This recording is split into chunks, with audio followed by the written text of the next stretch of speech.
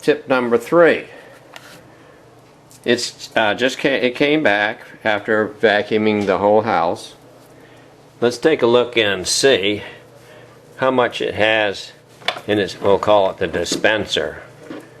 There is a button on the back of this thing. See it right there? So that when you press in on the button, it dislodges from the base. Then to put it back in, like this, you just throw it on in there.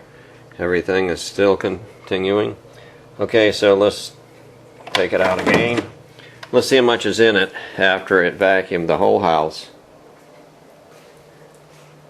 And the house gets dirty real quick. We got 4 dogs running around in it.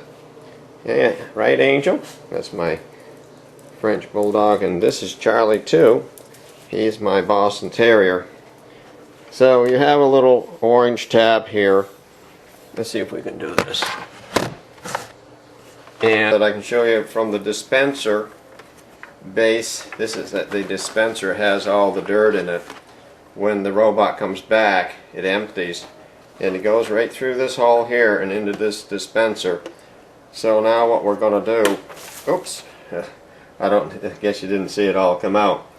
But also, I'll show you what came out of it. All this came out of it. Fell on in the garbage pail.